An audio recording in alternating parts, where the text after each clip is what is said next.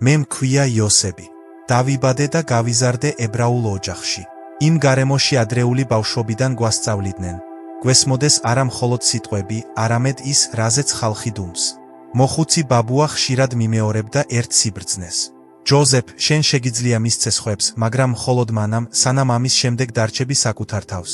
თუმცა ახლა სამწუხაროდ ვხედავ, რამდენი ადამიანი პენსიაზე გასვლის შემდეგ თითქოს საკუთარი ხელით ართმევს ბოლო ჯავშანს. ისინი აძლევენ საკუთარ სახლებს შვილებს, ჩუქნიან დანაზოგს, აძლევენ გადაწყვეტილების მიღების უფლებას. მათ ეჩვენებათ, რომ ასე ეხმარებიან, მაგრამ სინამდვილეში, ისინი უბრალოდ სტუმრები ხდებიან საკუთარ ცხოვრებაში. დღეს მე მოგიყვებით იმაზე, რაც არავითარ შემთხვევაში არ უნდა გაჩუქოთ სიბერეში. ეს არ არის წიგნის თეორიები, არამედ ცხოვრების მკაცრი წესები, რომლებიც დაგეხმარებათ არ დაკარგოთ საკუთარი თავი. თუ ოდესმე დაგიჯერიათ მოღალატური აზრის ფიქრში, შეიძლება აღარ მაქვს უფლება, რომ რაღაც მსურდეს ჩემთვის, მაშინ ბოლომდე უნდა უყუროთ ამ ვიდეოს, რადგან ყველაზე მნიშვნელოვანი აზრი, რომელსაც ფინალში გამოთქვამ, თავდაყირა დააყენებს სიბერის გაგებას და გაჩვენებთ, როგორ დარჩეთ არატვირთი, არამედ ადამიანი, ვისი სიტყვაც ოჯახში მაინც უზარმაზარ წონას ატარებს. პირველი წესი ეხება წმინდა რიტუალს. დაიმახსოვრე, არასოდეს და არავითარ შემთხვევაში არ გაწირო შენი ყოველდღიური პატარა ჩვევები სხვა ადამიანების კომფორტისთვის. თუნდაც ეს ადამიანები შენი ოჯახი იყოს. ერთი შეხედვით, ეს წვრილმანს ჰგავს. როგორც ჩანს, რა არის დიდი საქმე. თუ დღეს დილის ყავას ჩუმად არ დავლევ იმის გამო, რომ ჩემმა ქალიშვილმა სასწრაფოდ მთხოვა შვილიშვილის ყურება. ან რა მოხდება, თუ საღამოს გასეირნებას გამოვტოვებ იმის გამო, რომ ჩემი სიძე გაფრთხილების გარეშე გაჩერდა, მაგრამ სწორედ აქ დევს უზარმაზარი ხაფანგი.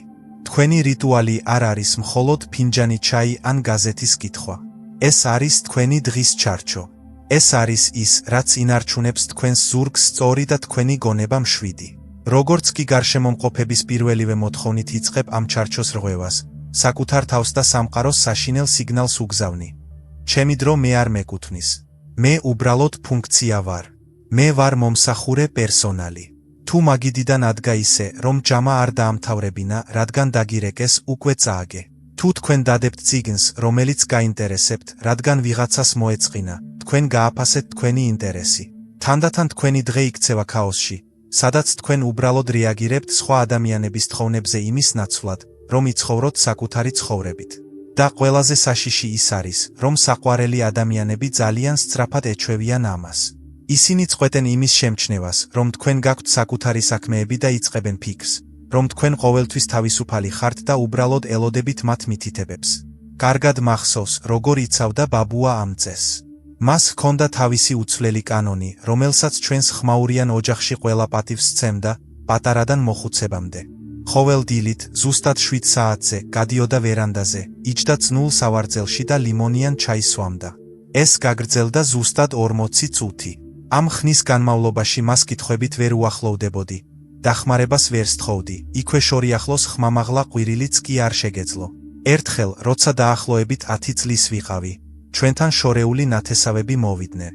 სახლში აურზაური იყო. ყველას დაბინავება და კვება სჭირდებოდა. ვიღაც სტიროდა, ვიღაც იცინოდა.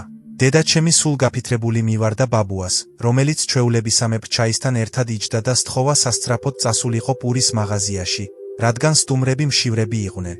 ბაბუამ ნელა დადოჩიკა თეფშზე, წყნარი, მძიმე მზერით შეხედა და ისეთი ფრაზა თქვა, რომელიც ჩემს მეხსიერებაში მთელი სიცოცხლე დარჩა. მან უპასუხა, შვილო, ახლა ყველაზე მთავარი საქმით ვარ დაკავებული, საკუთარ თავს ვუბრუნდები. თუ ამ 40 წუთის განმავლობაში მშვიდად არ გავატარე, მაშინ დანარჩენი დღე ბაბუა კი არ ვიქნები, უბრალოდ გაბრაზებული მოხუცი ვიქნები. სამყარო მოითმინოს, სანამ ჩაის დავამთავრებ. და არ ადგა, სანამ მისი 40 წუთი არ გასულა. თავიდან ახლობლები ჩურჩულებდნენ, რომ ამაყობდა, მაგრამ შემდეგ საოცარი რამ შევნიშნე. სწორედ ბაბუასთან მიდიოდა ყველა რჩევისთვის. სწორედ მისი სიტყვა იყო კანონი. და სწორედ მას სცემდნენ პატივს ყველაზე მეტად. რადგან ადამიანი, რომელიც პატივს სცემს თავის დროსა და რიტუალებს, სხვებსაც აიძულებს მას პატივის სცენ. ასე რომ, დღესვე განსაზღვრეთ თქვენი წმინდა დრო თქვენთვის. დილა 9 საათი იყოს ან საღამოს 1 საათი. და დაიცავი ისე, თითქოს შენი ცხოვრება მასეა დამოკიდებული, რადგან სიმართლე გითხრათ, ზუსტად ასეა. ახალი ქურთუკის მეორე წესი. ერთხელ და სამუდამოდ დაიმახსოვრეთ. არასოდეს გადახვიდეთ იმ საშინელ და დესტრუქციულ რეჟიმზე, რომელსაც ჩვენს წრეებში უწოდებენ ტარების რეჟიმს. ეს არ ეხება მოდას, არ ეხება ბოდვას და, რა თქმა უნდა, არ არის ახალგაზრდულად გამოჩენის მცდელობა. ეს ეხება თქვენს უფლებას დაიკავოთ სივრცე ამ სამყაროში. ძალიან ხშირად, როდესაც ძლივს გადალახა 60 თუ 70 წლის ზღვარი, ადამიანი მოულოდნელად გადაწყვეტს, რომ მათი ბრწყინვალების დრო დასრულდა.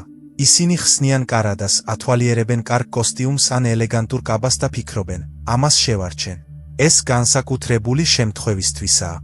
ჯერჯერობით ძველ ქურთუქს ჩავიცვამ, ის ჯერ კიდევ მტკიცეა, მხოლოდ იდაყვები აცვია, მაგრამ ეს გამოდგება აგარაკისთვის ან მაღაზიისთვის. და შეუმჩნევლად, ეტაპობრივად, დაჩის ეს სტილი შემოდის ყოველდღიურ ცხოვრებაში. იწყებს სიარულს გაჭიმული სვიტერებით, ფერი დაკარგულ შარვლებში, ფაფას რომ ითხოვს, მაგრამ მაინც კომფორტული ფეხსაცმლით. შენ საკუთარ თავს ეუბნები, ასე უფრო ადვილია ჩემთვის, აღარავინ მიყურებს. მაგრამ ეს სიცრუეა. თქვენ უყურებთ საკუთარ თავს და რასაც სარკეში ხედავთ პირდაპირ ბრძანებს თქვენს კეთილდღეობას. როცა იცვამ ისეთ ნივთებს, როგორიც ხელისგულივით გამოიყურება, ზურგი უნებურად იღუნება, მზერა ქრება და სიარული აკანკალდება. თქვენ აგზავნით თქვენს სხეულს სიგნალს. ჩვენ ვემზადებით გამგზავრებისთვის. ჩვენ აღარ ვმონაწილეობთ სიცოცხლის ზეიმში. ჩვენ გამოვიყენეთ მასალა. და სხეული მორჩილად იწყებს უფრო სწრაფად დაბერებას, უფრო ხშირად ავადდება და სუსტდება. უფრო მეტიც, ტანსაცმელი არის თქვენი სოციალური ჯავშანი. ადამიანები სამწუხაროდ მსჯელობენ გარეგნობით და ეს წესი მოქმედებს ბოლო ამოსუნთქვამდე. თუ ღარიბ ნათესავს ჰგავხარ, ღარიბი ნათესავივით მოგექცევიან, საცოდაობით, მაგრამ პატივისცემის გარეშე. რიგებში დაგაყენებენ, ექიმები იგნორირებას მოახდენენ, საკუთარი შვილები შეწყვეტენ შენს ხილვას, როგორც ოჯახის უფროსს და დაიწყებენ შენს დამოკიდებულ ადამიანად დანახვას, რომელსაც უბრალოდ სჭირდება კვება და ჩაცმა რაიმე პრაქტიკულსა და უმარხოში. არსებობს უძველესი სიბრძნე, რომელიც ამბობს, ბრძენი კაცის სამოსი უნდა იყოს უფრო სუფთა და უკეთესი, ვიდრე ახალგაზრდის ტანსაცმელი. რადგან ახალგაზრდობა ანათებს თავად ახალგაზრდობას, ხოლო უფროსს უნდა ანათებდეს პატივი. სპეციალურად შენთვის შეძენილი ახალი ქურთუკი და არა შვილიშვილებისთვის მანიფესტია. თქვენ აცხადებთ სამყაროს, მე მაქვს მომავალი. მე ვგეგმავ ცხოვრებას, სიარულს, ადამიანებთან შეხვედრას და თავს ვასიამოვნო. ეს იძლევა კოლოსალურ ენერგიას. არ გაბედო შენი საუკეთესო ნივთების სიკვდილისთვის გადადება. თქვენ უნდა ატაროთ ისინი ახლა, სანამ ცოცხალი ხართ. თბილი და შეგიძლიათ იგრძნოთ კარგი ქსოვილის შეხება თქვენს კანზე. მე მოგიყვებით ისტორიას, რომელიც მოხდა არა ბაბუასთან, არამედ ჩემს მეზობელთან, რომელსაც ბელა სოლომონოვნა ერქვა. ახალგაზრდობაში და სიმწიფეში ეს იყო წარმოუდგენელი აღნაგობის ქალი. მუშაობდა უფროს ბიბლიოთეკარად და ნაგვის გატანაც კი ისე გამოიყურებოდა. თითქოს დედოფალთან ერთად აუდიენციაზე მიდიოდა. პატარა ქუდი, ხელთათმანები, ყოველთვის გაბრიალებული ფეხსაცმელი. ჩვენ მეზობლები ყოველთვის პატივისცემით ვაქნევდით მას და კარს ვუჯერდით. მაგრამ როდესაც ბელა 75 წლის გახდა, მასში რაღაც გატყდა. მან უცებ გადაწყვიტა, რომ ძალიან მოხუცი იყო ლამაზი ნივთებისთვის. ერთხელ როცა შეხვდით, მითხრა, ჯოზეფ, ფული რატომ უნდა დავხარჯო, აღარაფერი მჭირდება, ჯობია, ეს თანხები შვილიშვილის ქორწილში გადავდოთ და რაც მაქვს, ვივლიო. და დაიწყო მისი ტრანსფორმაცია. ჯერ ქუდები გაქრა, მის ნაცვლად ნაცრისფერი უფორმო შარფი დაიდო. შემდეგ ელეგანტური პალტოს ნაცვლად გამოჩნდა ფაფუკი უფერო ქვედა ქურთუკი, რომელიც ქალიშვილმა აჩუქა, რადგან მოდიდან გადავიდა. ბელა სოლომონოვნამ თქვა, ეთბილა და კარგია. მაგრამ ყველაზე საშინელი რამ მოხდა არა ნივთებთან, არამედ თავად მასზე. როგორც კი ჩაიცვა ეს ობოლი ტანსაცმელი, შინაგანად გამოიცვალა. იგი გახდა მშვიდი, უხილავი. მანამდე ის შენობაში თავაწეული შევიდა, იქ ხმაურიანი მოზარდები მაშინვე გაჩუმდნენ და მიესალმნენ. ახლა ის კედელზე გადაიჩეჩა, ცდილობდა ყურადღება არ მიიპყრო და იმავე თინეიჯერებს შეეძლოთ უყურადღებოდ უბიძგოს ან არ შეემჩნია. იგი გამჭვირვალე გახდა. მათ შეწყვიტეს მისი ამოცნობა საკუთარ ბიბლიოთეკაში, სადაც ის ძველი ჩვევისგან წავიდა. ადრე ხალხი მის შესახვედრად გარბოდა, ახლა კი მცველმა მშრალად ჰკითხა, ბებო, სად მიდიხარ? დავინახე, რამდენად მტკივნეული იყო ეს მისთვის, მაგრამ მან განაგრძო საკუთარი თავის დაზოგვა. მან ფული ძველ ყუთში დაზოგა, ახალ წინდებსაც კი უარს ამბობდა, ძველებს წყინდა. ამ ისტორიის ფინალი სევდიანია, მაგრამ ძალიან სასწავლო. ბელა სოლომონოვნა ძილში მშვიდად გარდაიცვალა. დაკრძალვის შემდეგ მისი ქალიშვილი ბინას აწესრიგებდა და დამირეკა, მძიმე საქმეების შესრულებაში დამეხმარა. მან ძველი გარდერობი გახსნა და ორივე გავიყინეთ. იქ, სიღრმეში, ყდაში ეკიდა სრულიად ახალი, მდიდრული ქაშმირის ქურთუკი მწიფე ალუბლის ფერის ეტიკეტით. აღმოჩნდა, რომ ბელამ ის თავისთვის 5 წლის წინ იყიდა, როგორც ჩანს, სულისკვეთებით, მაგრამ ერთხელაც არ აცვია. იგი ინახავდა მას. რისთვის? ვისთვის? ქალიშვილმა შეხედა ამ ქურთუკს, ატირდა და თქვა: დედას უნდოდა ასეთი ეკონომიური ყოფილიყო, მაგრამ რომ ეცვა, იქნებ სხვანაირად იგრძნობოდა და უფრო ხალისიანად ეცხოვრა. ქურთუკი საბოლოოდ ვიღაც უცნობს აჩუქეს, რადგან ზომა არავის უხდებოდა ოჯახში. აღმოჩნდა, რომ ბელა სოლომონოვნამ თავისგან მოიპარა 5 წელი სილამაზე და ღირსება იმ ნივთის გულისთვის, რომელიც საბოლოოდ არავის წაუვიდა. მან სიცოცხლეშივე გადაიქცა ნაცრისფერ ჩრდილად, ყარადაში სამეფო სამოსით. არ გაიმეოროთ ეს შეცდომა. თუ ფული გაქვთ ახალი კაბის, ბერანგის ან პალტოსთვის, წადით და იღიდეთ ახლავე. ჩაიცვი, ჩაიხედე სარკეში და უთხარი საკუთარ თავს. მე ვარსებობ, მე აქ ვარ. მე საუკეთესოს ღირსი ვარ მხოლოდ ჩემი არსებობის გამო. დაე, შენი ნივთები მოგემსახურონ და არ იტყუონ, როგორც ძეგლები შენს აუხდენელ იმედებს ბნელ კარადებში. დაიმახსოვრე, სამოსელს არ აქვს ჯიბეები და ცხოვრებას არ აქვს უხეში ნაკადი. მესამე წესი, სიცოცხლის მოწმეები. ნუ გაცვლით ძველ მეგობრებთან შეხვედრებს თქვენი შვილებისთვის უფასო ძიძის ან საშინაო დახმარების როლზე, მაშინაც კი, თუ ამას ძალიან ცრემლიანი გთხოვენ. ეს შეიძლება სასტიკად ჟღერდეს, რადგან ოჯახი ჩვენთვის წმინდაა. მაგრამ არის ერთი დახვეწილობა, რომლის შესახებაც ადამიანები ჩუმად არიან. სანამ ძალიან გვიან არ გახდება. შენი შვილები და შვილიშვილები შენი მომავალია, მეგობრები კი შენი აწმყო და, რაც მთავარია, შენი წარსულის ერთადერთი მტკიცებულებაა. მხოლოდ ეს ხალხი, შენი თანატოლები, გიცნობენ არა როგორც ხელჯოხიანი ბაბუა ან მოხუცი დედა, არამედ როგორც ძლიერი, ახალგაზრდა გაბედული ადამიანი, რომელიც ოდესღაც იყავი. ისინი შენი ცხოვრების ცოცხალი მოწმეები არიან. მათ ახსოვს, როგორ იცინოდი, როცა მთელი კბილი გქონდა, როგორ ცეკვავდი, როცა მუხლები არ გტკიოდა, როგორ იღებდი მამაც გადაწყვეტილებებს. მათ თვალში შენ ისევ იგივე ბიჭი ან იგივე გოგო ხარ, ოდნავ ნაცრისფერი. როცა მათთან ურთიერთობ, უბრუნდები შენს ძალას, იშორებ ასაკის ტვირთს. მეგობრებთან ერთად, თქვენ თანაბარი პიროვნება ხართ. მაგრამ ბავშვებისთვის, რაც არ უნდა უყვარდეთ, თქვენ ყოველთვის იქნებით ფუნქცია. მშობელი, წინაპარი, დამხმარე, რესურსების წყარო. ეს არის ბუნების კანონი. წყალი მშობლებიდან შვილებამდე მიედინება. ბავშვები ვერ გხედავენ, როგორც თანასწორს. ეს არღვევს იერარქიას. ამიტომ, როცა მხოლოდ ოჯახის წრეში რჩები, აუცილებლად იწყებ სულში დაბერებას. თქვენ უბრალოდ არავინ გყავთ, რომ ასახოთ ახალგაზრდად. ხაფანგი რბილად და შეუმჩნევლად იხურება. ჯერ შენი ქალიშვილი გკითხავს, დედა გააუქმედეი და როზასთან შეხვედრა. ჩვენ გვჭირდება ბავშვის ყურება. ჩვენ გვაქვს თეატრის ბილეთები. თქვენ ფიქრობთ, აბა როზა მიხვდება, ოჯახი უფრო მნიშვნელოვანია. და გააუქმე. მერე შენი შვილი ეკითხება, მამა, არ წახვიდე ავტოფარეხში ბიჭებთან ერთად. დამეხმარე აგარაკზე ღობის მოწესრიგებაში. და შენ არ წახვალ. ერთხელ, ორჯერ, 5ჯერ. ახლა კი შენი მეგობრები წყვეტენ დარეკვას, რადგან ყველას თავისი სიამაყე აქვს და არავის არ სურს საკუთარი თავის თავს მოახვიოს ის, ვინც მარადიულად არის დაკავებული. და შემდეგ ხდება საშინელი რამ.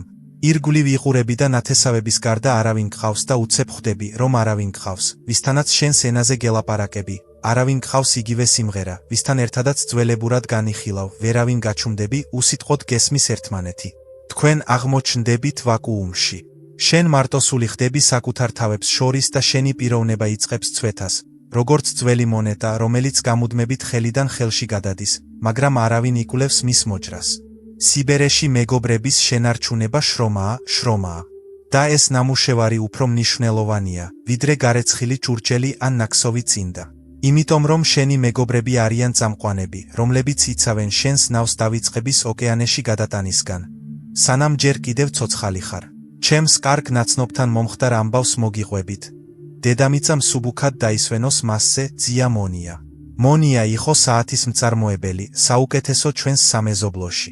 მაგრამ ის ცნობილი იყო არა მხოლოდ იმიტომ, რომ მას შეეძლო ნებისმიერი საათის გაცოცხლება, არამედ იმიტომ, რომ ის იყო კომპანიის სული. ყოველ ოთხშაბათს, ნებისმიერ ამინდში, წვიმაში თუ თოვლში, მიდიოდა ქალაქის პარკში ჭადრაკის სათამაშოდ. იქ მთელი ჯგუფი შეიკრიბა, ისევე როგორც მას, ყოფილი პოლკოვნიკი, მათემატიკის მასწავლებელი და ერთი ძველი მკერავი. ეს იყო მათი რიტუალი, მათი მამაკაცთა კლუბი, მათი საკურთხეველი. იქ მხოლოდ ნაჭრებს არ გადაატანდნენ, პოლიტიკაზე კამათობდნენ, ხუმრობებს ამბობდნენ, მთავრობას აგინებდნენ და თავს ცოცხლად გრძნობდნენ. მონია იქიდან დაბრუნდა ანთებული თვალებით, მხრები გაისწორა, ცოლთან ხუმრობდა. ამ საღამოებს ის მოხუცი კი არა, მეფე იყო. მაგრამ შემდეგ მისი ცოლი გარდაიცვალა და მონია მარტო დარჩა დიდ ბინაში.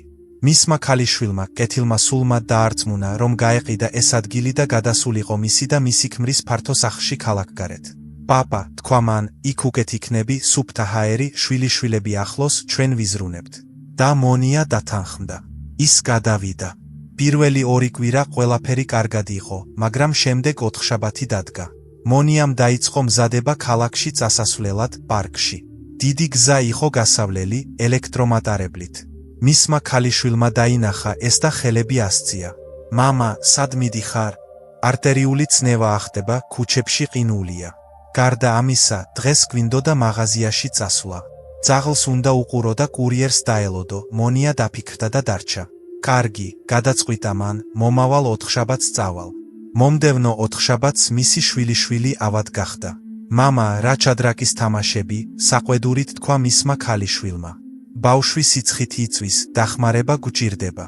რა მოხდება, თუ სასწრაფოს გამოძახება მოგვიწევს და სამსახურში ვართ? მონია ისევ დარჩა. მას რცხვენოდა, რომ ოჯახი უბედურებაში მიატოვა. ბოლოს და ბოლოს ის კარგი მამა და ბაბუაა. 2 თვე ასე გავიდა. მონია ერთხელაც არ გამოსულა პარკში. სცადა მეგობრებთან დარეკვა, მაგრამ სატელეფონო საუბარი არ შედგა. კარგი, მოდი, მონია, ჩვენ გადავდეთ თამაში, უთხრეს მათ. მაგრამ მათ ხმებში უკვე სიგრილე ისმოდა. მიხვდნენ, მონია გამოვარდა როტაციიდან. სახლში კი მონია ძალიან სასარგებლო ადამიანად გადაიქცა. ძაღლი გაასეირნა, კარი გაუღო კურიერებს, გაასუფთავა კარტოფილი, შეამოწმა შვილიშვილის დავალება. დილიდან საღამომდე იყო დათვირთული. მაგრამ მე დავიწყე მათი მონახულება, რომ მონია ქრებოდა. ადრე ლამაზი კეპი და ჟილეტი ეცვა. ახლა კი სპორტული შარვლით დადიოდა სახლში. ადრე ყოველთვის მზად იყო მკვეთრი ხუმრობა, ახლა კი მხოლოდ თავი დაუქნია და ჰკითხა. კიდევ არის რამე, რისი გაკეთებაც საჭიროა? ერთხელ მას ვკითხე, მონია ჩადრაკზე რა სიტყვი, ცარიელი ჩამქრალი თვალებით შემომხედა და ხელი ამიხვია. აჰ, ჯოზეფ, ვის სჭირდება ეს? ეს შორს არის და მე გამოვედი ჩვევიდან. აქ ბევრი რამ არის გასაკეთებელი. 6 თვის შემდეგ გარდაიცვალა. ავადმყოფობისგან კი არა, უბრალოდ ძილში გული გაუჩერდა. ექიმებმა თქვეს, ასაკი, მაგრამ მე ვფიქრობ, რომ ეს იყო სევდა. დაკრძალვაზე ბევრი ნათესავი იყო, ქალიშვილის კოლეგები, მეზობლები აგარაკიდან ამბობდნენ, რა ვალდებული ადამიანი იყო, როგორი დამხმარე, როგორ უყვარდა შვილიშვილები. მაგრამ არც ერთი მოჭადრაკე არ მოსულა. მათ უბრალოდ არ იცოდნენ. კავშირი გაწყვეტილი იყო. მე მის საფლავთან დავდექი და ვფიქრობდი, აქ დგას მონია. აქ ყველასთვის ის უბრალოდ ბაბუაა, რომელიც კარტოფილს კარგად ასუფთავებს. და არავინ დამსწრემ, ჩემს გარდა არ იცის, რომ ამ ადამიანს შეეძლო მატესამ მსვლით ოლქის ჩემპიონს და ისეთ ამბებს უყვებოდა, რომ მთელი პარკი სიცილით იცვა. მასთან ერთად მოკვდა მთელი სამყარო, რადგან მან თავად გაწყვიტა ისინი, ვინც შეინარჩუნა ეს სამყარო. მან თავისი ცხოვრების მოწმეები მოხერხებული შინაური მოჩვენების როლით გაცვალა. ნუ გაიმეორებ მონიას პეტს.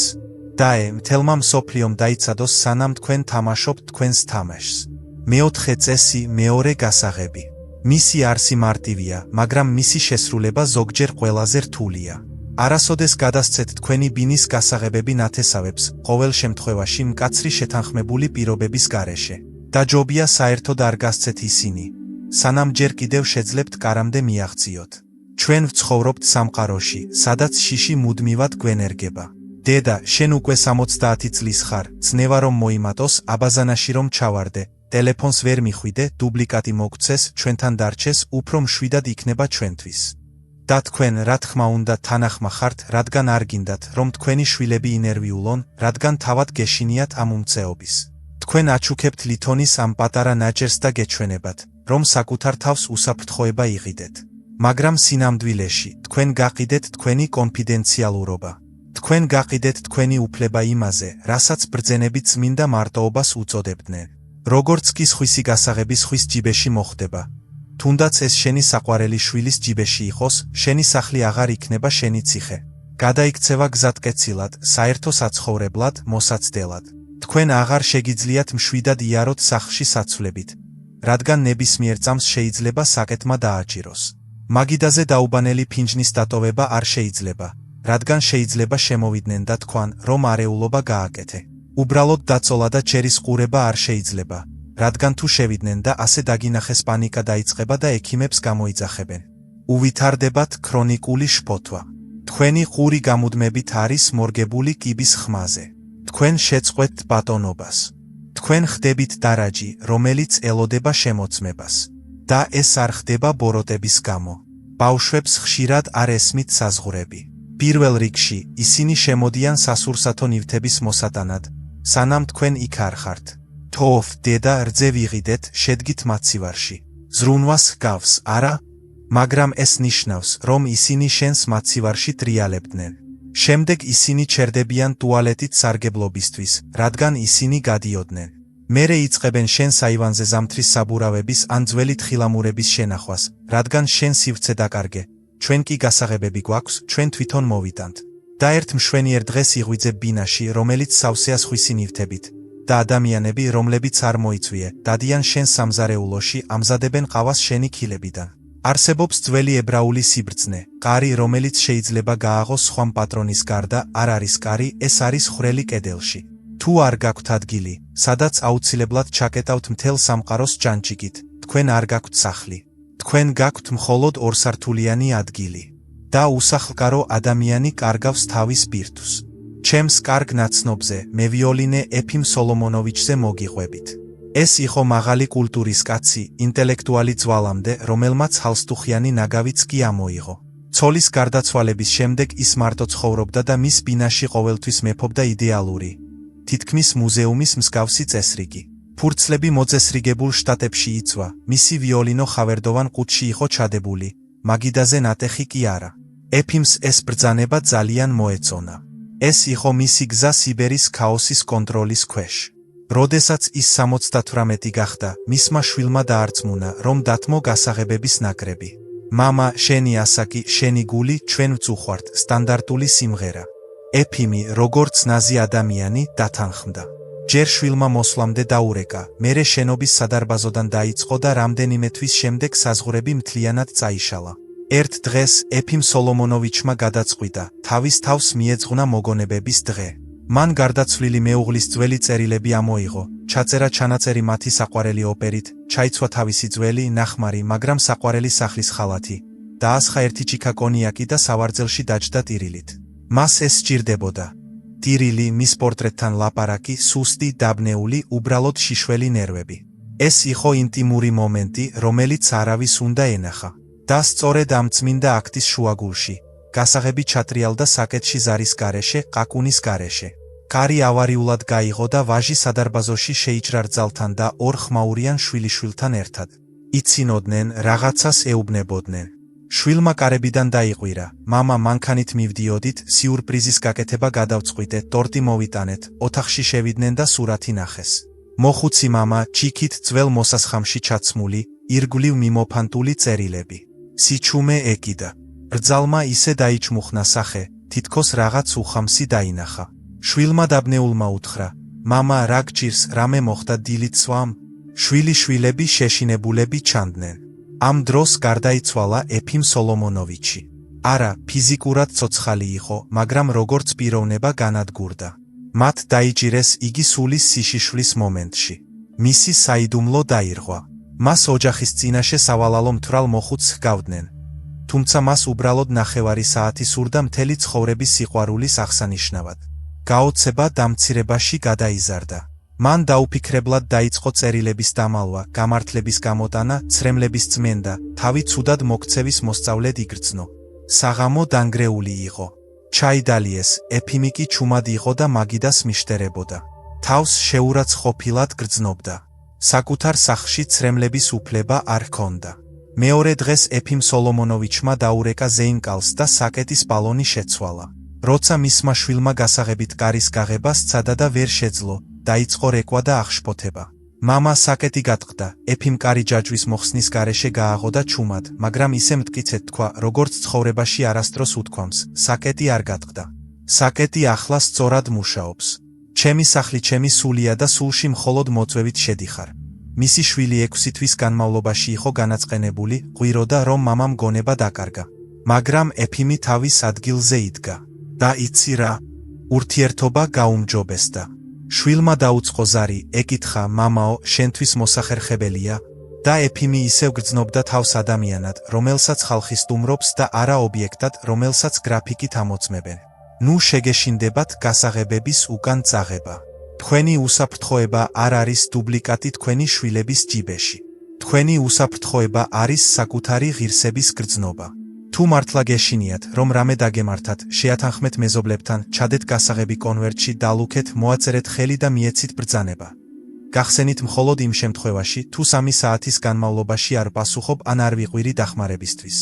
მაგრამ არასოდეს მისცეთ გასაღები მათ, ვინც შეიძლება გამოიყენოს ის მხოლოდ იმიტომ, რომ მანქანით მოძრაობდნენ. შენი კარი დაკეტილი უნდა იყოს. ეს არის თქვენი საკუთარი თავის საზღვარი. მეხუთე წესი არის საჩივრების წიგნის წესი. ჩვენს კულტურაში ითვლება, რომ კარგი დედა ან კარგი მამა ის არის, ვინც ყოველთვის უსმენს. ჩვენ ვამაყობთ, რომ ბავშვები გვენდობიან, რომ ყოველდღე გვირეკავენ და გვიყვებიან თავიანთი ცხოვრების ყველა დეტალს.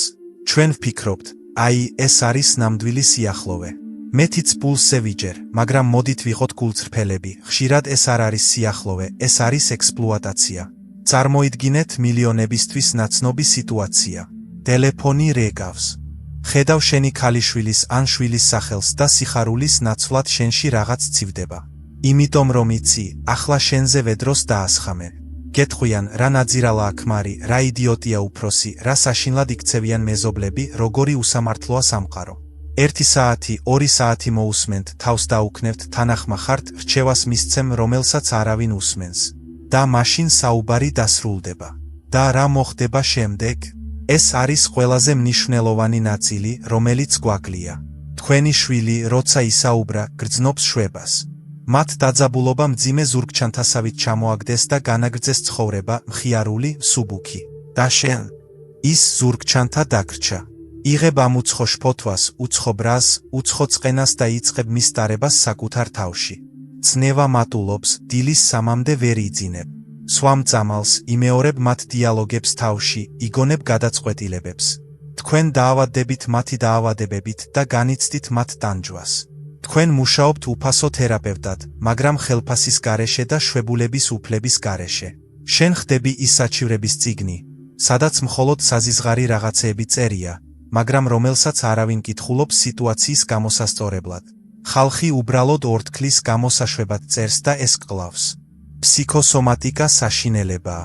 მე მინახავს მოხუცები, რომლებიც დაიწვნენ კიბოთი ან ინსულტით არა იმიტომ, რომ ცუდი გენეტიკა ჰქონდათ, არამედ იმიტომ, რომ წლების განმავლობაში იწურავდნენ სხვისი პრობლემების შხამს, რომელიც მათ უახლოესმა ადამიანებმა ასხამდნენ.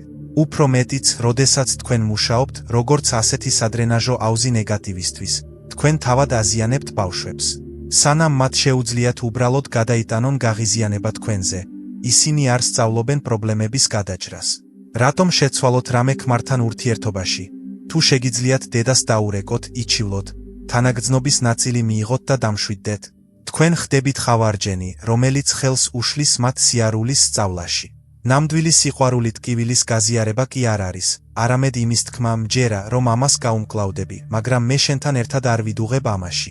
მოგიყვებით ისტორიას ჩემს ძველ ნაცნობზე, სახელად კლარა მარკოვნაზე. ეს იყო ოქროს გულის მქონე ქალი, მუსიკის ყოფილი მასწავლებელი, დახვეწილი, ინტელექტუალური, ძალიან გრძნობიარე ბუნებით. ჰყავდა ერთადერთი ქალიშვილი როზა. როზა დედის სრულიად საპირისპირო იყო, ხმამაღალი, იმპულსური, მუდამ დრამაში. როზა ცოლად გაჰყვა, ვთქვათ, რთული ხასიათის კაცს. მათ ოჯახში კი ყოველი დღე ვულკანზე ცხოვრებას ჰგავდა. ან ჭურჭელს ამტვრევდნენ, ან საფლავამდე უყვარდათ ერთმანეთი. და ყველა, აბსოლუტურად ყველა სკანდალი, რომელიც როზამ მოუტანა დედას. ეს იყო რიტუალი. ზუსტად საღამოს 9 საათზე მოდიოდა ზარი. კლარა მარკოვნა ტელეფონს აიღებდა, სავარძელში ჩაჯდებოდა და იწყებოდა. დედა, ის ისევ მასზეა. დედა, ვერ წარმოიდგენ რა თქვა. დედა, მე განქორწინებას ვაცხადებ. კლარა ფერმკრთალდებოდა, გულზე მიიგრა, წვეთებს იღებდა, ქალიშვილთან ერთად ტიროდა, დამშვიდებას ევედრებოდა. ეს საუბრები საათობით გაგრძელდა. კლარას ღამეები არ ეძინა. ის ეძებდა ადვოკატებს. ფიქრობდა, როგორ გაეცვალა ბინა. მან განიცადა ეს განქორწინება, როგორც საკუთარი. მეორე დილით კი, როცა კლარა მარკოვნამ ნაცრისფერი სახით და აკანკალებული ხელებით დაურეკა ქალიშვილს, რომ ეკითხა როგორ იყო საქმე, როზა მხიარული ხმით უპასუხებდა. ოფ, დედა, ყველაფერი კარგადაა, მოვამზადეთ. მან ყვავილები მიყიდა, კინოში მივდივართ. წარმოიდგინეთ ეს აბსურდი. კლარას აქვს ჰიპერტონული კრიზი. ის წევს, როზა კინოშია. ასე გაგრძელდა 10 წელი. 10 წელი. კლარა სხვისი ჯოჯოხეთში ცხოვრობდა, რომელიც როზასთვის მხოლოდ გასართობი იყო, ორთქლის აფეთქების საშუალება. ეს ყველაფერი კარდიოლოგიით დასრულდა. კლარა წაიყვანეს ინფარქტისწინა მდგომარეობით, ქალიშვილის მორიგი ზარის შემდეგ. დამსწრე ექიმმა, ძველმა გამოცდილმა ებრაელმა შეხედა და უთხრა: კლარა გული ჯამრთელია, ფიზიკურად ძლიერი, მაგრამ სული მოწამლული, ყოველდღე ხვის შხამსვამ. თუ ამ ონკანს არ ჩაუკეტავ, ჩვენ არ გიშველით. და როცა როზა საავადმყოფოში მოვიდა, მთელი ფორთოხლებით აცრემლებული და კარიდან დაიწყო ყვება, თუ როგორი შეშინებული იყო და როგორ არ უჭერდა მხარს ქმარი ამ წუთში, კლარამ პირველად შეაწყვეტინა მას ცხოვრებაში. სუსტი ხელი კათეტერით ძარღვებში ასწია და ჩუმად, მაგრამ მტკიცედ თქვა: გაჩერდი მიყვარხარ, მაგრამ აღარ მინდა შენს ქმრის შესახებ ცუდი არაფერი ვიცოდე. თუ განქორწინება გინდა, განქორწინდი. მე დაგეხმარები ნივთების გადატანაში, მაგრამ შენ აღარ შეგიძლია მასზე წუწუნი. მე არ ვარ ნაგვის ურნა, მე შენი დედა ვარ. როზა გაოგნებული იყო, განაწყენებული იყო. მან დაიყვირა, შენ სულელი გახდი, არ მაინტერესებს. 2 კვირა არ დაურეკავს. კლარასთვის ეს იყო ყველაზე საშინელი 2 კვირა. მას ეგონა, რომ ქალიშვილი სამუდამოდ დაკარგა. მაგრამ მან გაუძლო. შემდეგ როზა მოვიდა, ჩუმად. და დაიწყეს საუბარი სხვა რამეებზე, წიგნებზე, ამინდზე, ღვეზელის რეცეპტებზე, შვილიშვილებზე. აღმოჩნდა, რომ თუ საუბრიდან ჩივილებს ამოიღებთ, სიყვარულისთვის სივრცე თავისუფლდება. როზამ შეწყვიტა დედის ჟილეტად ტირილის გამოყენება. სხვათა შორის, საკუთარ ოჯახში უფრო მოწიფულად დაიწყო ქცევა, რადგან არავინ იყო პრეტენზია. მას პრობლემების გადაჭრა მოუწია. კლარა მარკოვნამ კიდევ 20 წელი იცოცხლა, 7 ბედნიერი წლები. მოგვიანებით ყოველთვის მეუბნებოდა: ჯოზეფ, ერთი რამ გავიგე. ყურები გვეძლევა იმისთვის, რომ მოვუსმინოთ ცხოვრების მუსიკას და არა სხვისი სკანდალების ხმაურს. გაუფრთხილდი ყურებს და გული გეტყვის მადლობას. ამიტომ, ჩემო ძვირფასებო, დღესვე დაადგინეთ ეს წესი თქვენთვის. თუ ბავშვები დაიწყებენ თქვენს გამოყენებას საჩივრების წიგნად, ნაზად, მაგრამ გადამწყვეტად დახურეთ ეს წიგნი. თქვი, მე შენ მიყვარხარ, მაგრამ ამ საუბრებმა გული მტკივა. მოდით ვისაუბროთ კარგზე. და თქვენ თავად მოაგვარებთ ცუდს. თქვენ ძლიერი ხართ. დამიჯერე, თავიდან განაწყენდებიან, მერე კი შენს პატივისცემას დაიწყებენ, რადგან პატივს სცემენ მხოლოდ მათ, ვინც საკუთარ სიცოცხლეს აფასებს. ნუ მისცემთ უფლებას, გადაიქცეთ ემოციურ მომსახურე პერსონალად. მშობლები ხართ, წყარო ხართ და წყაროში ვერ შეაფურთხებთ. თორემ წყალი ყველასთვის მწარე ხდება. მე-6 წესი, ჩემი თეფში. მომისმინე, რადგან ეს წესი ეხება ყველაზე ტკბილ, ყველაზე გასაგებ და უკანასკნელ სიხარულს, რომელიც ჩვენთვის რჩება, როცა ფეხები აღარ გვეშვება და თვალები სწრაფად დაიღლება კითხვისგან. ეს არის გემოვნების სიხარული. სიხარულს არჩევს, თუ რითი უნდა შეავსო შენი სხეული. დაიმახსოვრეთ, არასოდეს მისცეთ უფლება თქვენს შვილებს, თუნდაც საუკეთესო განზრახვებით. დაამყარონ დიქტატურა თქვენს დიეტაზე და გადააქციონ თქვენი სასადილო მაგი და მკაცრი რეჟიმის საავადმყოფოს პალატაში. სიბერეში საკვები წყვეთს იყოს მხოლოდ საწვავი. ეს არის რიტუალი, ეს ნუგეშია, ეს არის ხსოვნა. თუ გნებავთ, ეს არის ერთ-ერთი ბოლო გზა, რომ შეიგრძნო ეს სამყარო გემოვნებით ყველაზე პირდაპირი გაგებით. მაგრამ რა ხდება სინამდვილეში? ბავშვები, როცა კითხულობენ ინტერნეტს, უყურებენ გადაცემებს ჯანმრთელობის შესახებ და თქვენი დაკარგვის შიშით განპირობებულნი, იწყებენ თქვენს დაზოგვას ქოლესტერინის, შაქრისა და მარილისგან. ისინი მოდიან თქვენს სახლში და ატარებენ რევიზიას. მამა, რისთვის გჭირდება ეს კარაქი? ეს შენი ჭურჭლის შხამია. გამოვყრით. დედა, რა ღვეზელები? ფქვილი არ შეიძლება, შაქარი ზედა ზღვარზეა. აი ორთქლზე მოხარშული ბროკოლი შენთვის, ჯანსაღია. და ჯოჯოხეთი იწყება. 7 სტერილური, უსუსური ჯოჯოხეთი.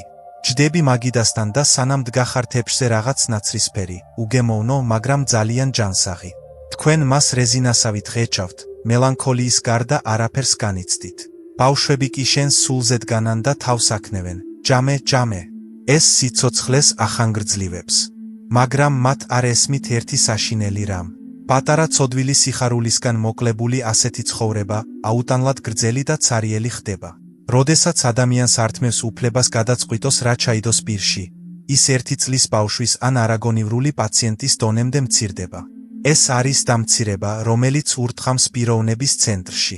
თქვენ შეწყვეტთ იყოთ თქვენი სხეულის ბატონი. თქვენი სხეული იქცევა ობიექტად, რომელიც საჭიროებს სწორად მუშაობას, რათა ის უფრო დიდხანს გაგრძელდეს.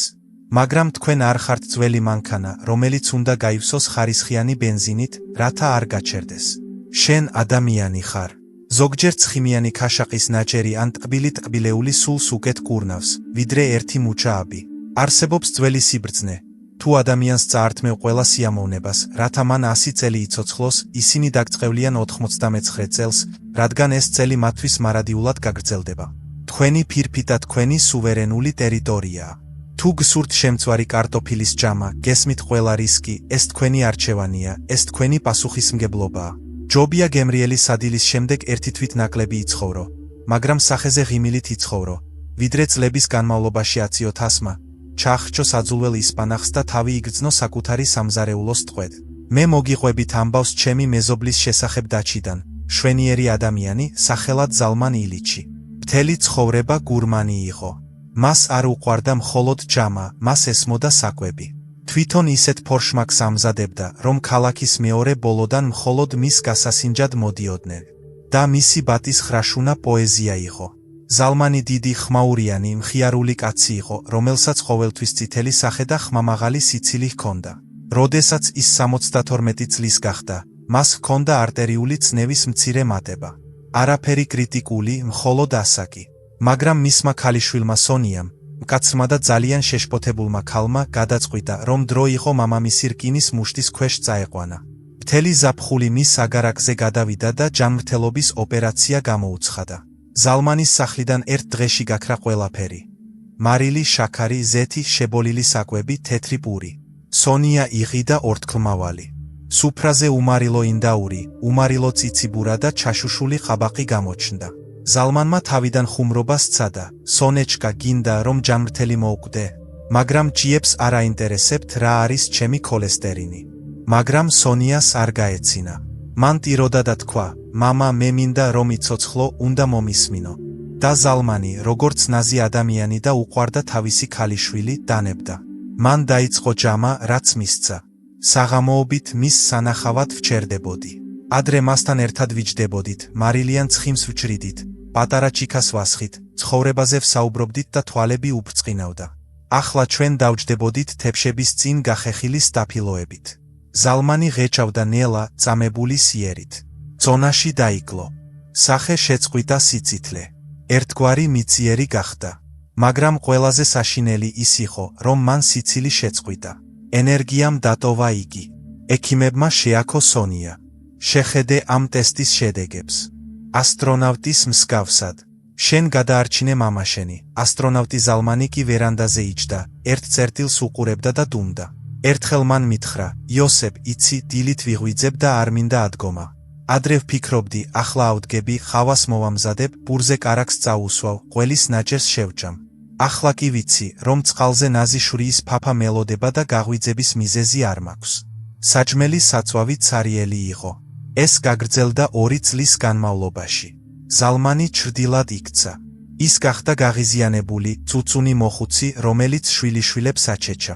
მისი ჯანმრთელობა შესანიშნავი იყო, მაგრამ მასში სიცოცხლე არ იყო. დაპირისპირება მოულოდნელად მოვიდა. 75 წლის იუბილეს წინა დღეს სონია ქალაქში გაემგზავრა საჩუქრებისთვის. ზალმანი მარტო დარჩა.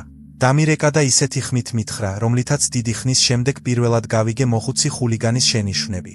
ჯოზეფ, ტაქსით წადი ბაზარში, იყიდე ყველაზე მსუქანი იხვი, იყიდე თეთრი პური, იყიდე კარაქი, იყიდე ნამცხვარი ნაღებით. სასტრაფოდ. ჩამოვედი. ზალმანმა კარები ჯანჭიკით ჩაკეტა. თვითონ ღუმელთან იდგა. ის იხვი შეწვა და სურნელი იდგა მთელ სოფელში. სიმღერებს მღეროდა. მაგიდასთან რომ დავსხედით, ხელებით ჭამდა. ქონი ნიკაპზე მოედინებოდა. მან соუსში პური ჩაყარა.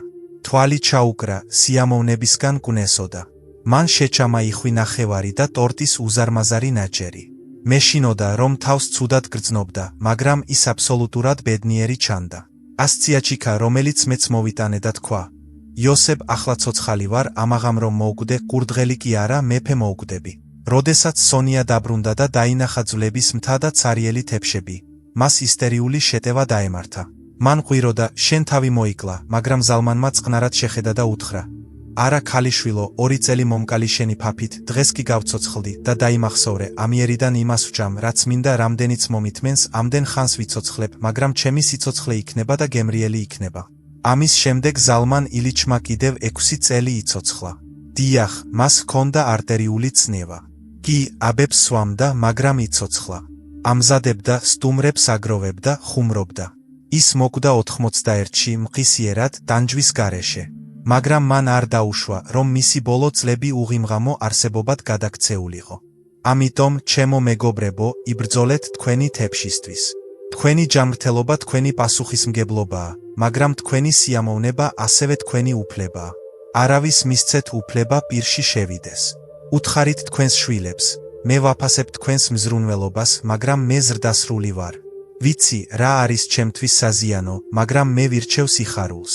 დაე, თქვენს მაგიდაზე იყოს ის, რაც გაღიმებთ, თუნდაც ეს არასწორი იყოს სამედიცინო თვალსაზრისით, რადგან ბედნიერი ადამიანი ყოველთვის უფრო დიდხანს ცოცხლობს ვიდრე უბედური, თუნდაც იდეალური ტესტის შედეგებით. საპატიო სტუმრის მე-7 წესი. საშინელი ჩვევა გვაქვს, რომელსაც შეცდომით სტუმართმოყვარეობას ვუწოდებთ. როცა ვიცით, რომ ბავშვები და შვილიშვილები მოდიან, გადავდივართ პანიკის რეჟიმში. მზადებას 3 დღით ადრე ვიწყებთ. ჩვენ ვდგავართ ხუმელთან, სანამ ჩვენი ფეხები ტელეგრაფის ბოძებივით გუგუნებს. ვიჭრით, ვწვავთ, ვადუღებთ, ვაცხობთ, ბინა იქცევა ცხელ-სახელოსნოდ. და შემდეგ მოდის დღესასწაულის მომენტი. სტუმრები მოდიან მხიარული, ჩაცმული, დასვენებული. ისინი სხედან მაგიდასთან. და რას აკეთებ? არ ზიხარ, გარბი ხარ. მოიტანეთ ცხელი კერძი, წაიღეთ ჯუჯხიანი თეფშები, დაჭერით პური, მიირთვით ჩაი, გაწურეთ დაღვრილი წვენი. მხოლოდ 1 წუთით ჯდები სკამის კიდეზე, რომ შენს პატივსაცემად სადღეგრძელო მოისმინო და ისე ვახტები, რადგან ღვეზელი იწვის. და საღამოს ბოლოს, როცა ყველა კმაყოფილი და კმაყოფილი მიდის სახლში, შენ იშლება ძალის გარეშე. თქვენ არ გაქვთ სიხარული შეხვედრისგან. მხოლოდ ჯუჯხიანი ჭურჭლის მთა გაქვს და ზურგი გტკივა. გაწურულ ლიმონად გრძნობ თავს. ყველაზე საშინელი ამ სცენარში ის არის, რომ თქვენი შვილები შეჩვეულები არიან. გნახონ არა როგორც ოჯახის უფროსად, არა როგორც ბრძენ უფროსად ან საყვარელ დედას, არამედ როგორც მომსახურე პერსონალს.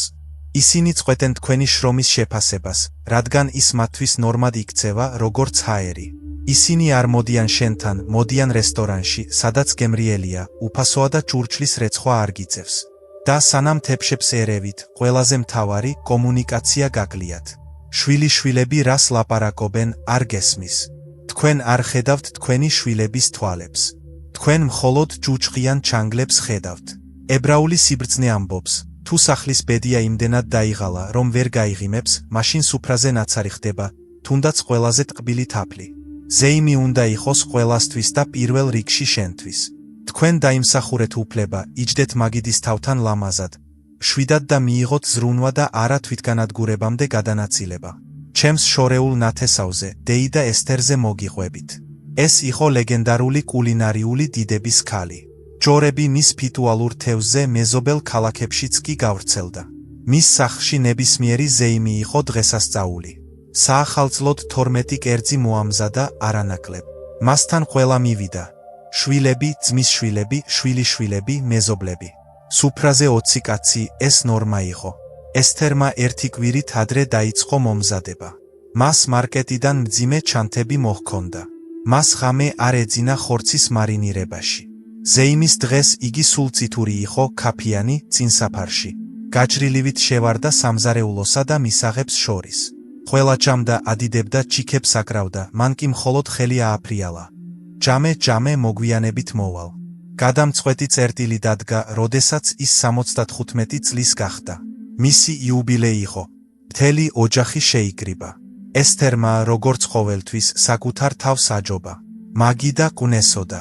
მაგრამ შუა საღამოს, როცა მას თავისი საფირმო კერძი ეჭირა, უზარმაზარი ბატივაშლებით თვალწინ სიბნელე გამოჩნდა. ხელები აუკანკალდა და მძიმე ჭურჭელი იატაკზე დაეცა. ქონი ხალიჩაზე მიმოფანტული, ბატი დივნის ქვეშ შემოვიდა. ოთახში სიჩუმე ჩამოვარდა. ესთერი იქიდგა და ჰაერს სუნთქავდა და ელოდა, როდის მივარდებოდა ვინმე მასთან და ეკითხებოდა. დედა ცუდად გრძნობ თავს? დაჯექი, მაგრამ სამაგიეროდ უფროსი შვილიშვილის იმედგაცრუებული ხმა გაიგონა. აბა ასე ველოდებოდი ბატს. ბებო, რატომ ხარ ასეთი უყურადღებო? და მისმა ქალიშვილმა დაამატა. დედა, მოდი სწრაფად გავასუფთავოთ, სანამ ცხიმი გაჟღენთილია.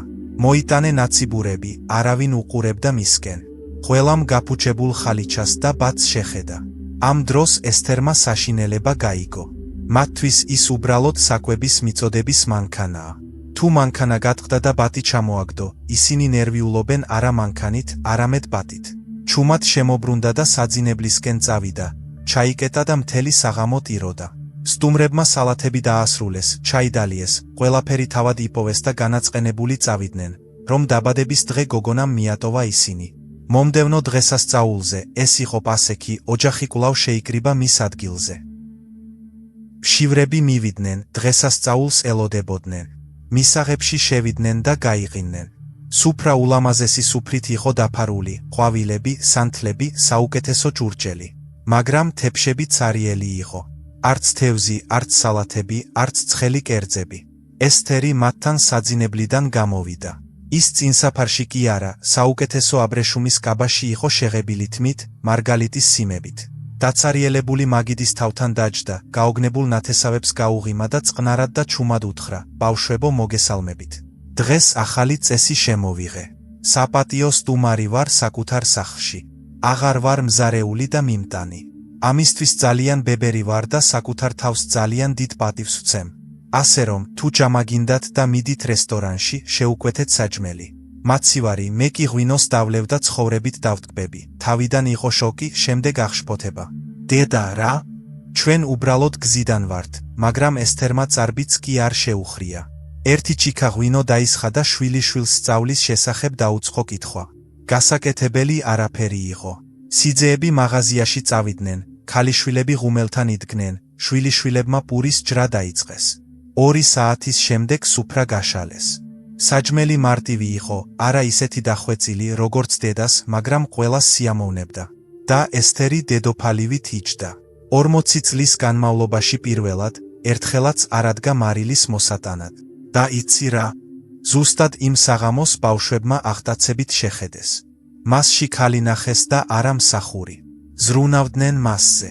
ბებია, მოგემსახურო, ბებია, დაგისხა, მას შემდეგ ეს კანონი გახდა. ესთერთან იკრიბებიან, მაგრამ ბავშვებს საჭმელი მოაქვთ ან მიტანის ბრძანება აქვთ. ესთერი აღარასოდეს იდგა ღუმელთან ზეიმის დროს და ყოველთვის მეუბნებოდა.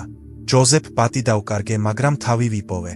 სჯობს, პიცა მიირთვან კოლოფიდან, მაგრამ ნახონ მათ წინაშე ცოცხალი და ბედნიერი დედა, ვიდრე ტკბილეული ჯამოთ, რომელიც ჩემს დახუნძლულ ზურგს ნიჟარასთან შეხედავს.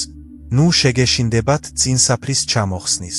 პირდაპირ უთხარით თქვენს შვილებს, ჩემი ძალა უსასრულო არ არის. მე მინდა ვიყო თქვენთან და არა სამზარეულოში. მოდი ვიფიქროთ, როგორ გავაკეთოთ ეს. ყველამ მოიტანოს ერთი კერძი. მიეცით ისინი მზა საჭმელად. სამყარო არ დაინგრევა. პირიქით, ზეიმი გახდება პატიოსანი. თქვენ ხართ ოჯახის საგანძური და ძვირფასი საგანძური, რომელიც გამოიყენება თქვენი ჭურჭლის დროს. ცოცხალი და არა მაშინ, როცა შენს ხსოვნას გიხსენებენ. მომისმინე ახლა, რადგან ეს არის ყველაფრის საფუძველი, რაზეც ჩვენ ვისაუბრეთ და ამის გაგების გარეშე, ყველა წესი უსარგებლოა. ბევრ თქვენგანს ეშინია უარი თქვას შვილებზე და ფიქრობს, რა მოხდება თუ ისინი განაწყენდებიან? როგორ ვიფიქრო საკუთარ თავზე, როცა მათ უჭირთ, მაგრამ გახსოვდეთ სასტიკი, მაგრამ გადამრჩენი სიმართლე. გაუთავებელი თავგანწირვა არ არის სიყვარული, ეს კორუფციაა. როცა ბავშვებს ბოლო წვეთამდე აძლევ ყველაფერს, სახლს, ფულს, დროს, ჯანმრთელობას, გადაწყვეტილების მიღების უფლებას, შენ მათ არ ეხმარები. თქვენ მათ სულის უკმარისობას აქცევთ. შენ მათ საშინელ რაღაცეებს ასწავლი, რომ შენ ხარ მხოლოდ რესურსი, გაუთავებელი ჯა, რომლის გაშრობაც შეიძლება ძირამდე. მაგრამ ბოლო ყოველთვის მოდის და როცა გახდები цаრიელი, ავადმყოფი და უძლური, ისინი არ იქნებიან შენი მადლიერი. ისინი გაღიზიანებულები იქნებიან, რადგან წყარო გამხმარია და მათ არ ისწავლეს ცხოვრება კვების გარეშე. ნამდვილი სიყვარული არის მტკიცე უარის თქმის უნარი საკუთარი თავის შესანარჩუნებლად, რადგან მხოლოდ ძლიერი, მთლიანი, თავმოყვარე მშობელი შეიძლება იყოს ნამდვილი მხარდაჭერა რთულ მომენტში. ნუ იქნებით ხავარჯენი, რომელიც შვებით გადააგდებს ფეხის მოშუშებისას. იყავი საძირკველი, რომელიც ინახავს სახლს, მაგრამ თვითონ არ ჩადის მიწაში. მოდით გავავლოთ ხაზი. ჩვენ თქვენთან ერთად 7 ნაბიჯი გავიარეთ ღირსების შესანარჩუნებლად. წმინდა რიტუალი, ახალი ქურთუკი, სიცოცხლის მოწმეები, მეორე გასაღები, საჩივრის წიგნი, ჩემი თეფში და საპატიო სტუმარი. ყველა ეს წესი ერთ ღრმა სიბრძნემდე მოდის, რომელიც ჩემმა წინაპრებმა გადმომცეს. ხოვლის შემძლემ შენს სიცოცხლეს მიანდო არა ისე, რომ ნაწილებად გასცე და კვამლივით გაქრი. მან ის მოგცა, რომ სულის სინათლე ბოლომდე ატარო, ამ საჩუქრის პატივისცემით. სიბერე არ არის გაქრობის დრო და არა სამსახურის დრო. ეს ის დროა, როცა ვალდებული ხარ გახდე შენი თავის მთავარი მცველი. თუ შენ არ აფასებ საკუთარ თავს, როგორც უდიდეს საგანძურს, ამ ქვეყნად არავინ, თუნდაც ყველაზე ძვირფასი ადამიანები, ამას შენთვის არ გააკეთებს.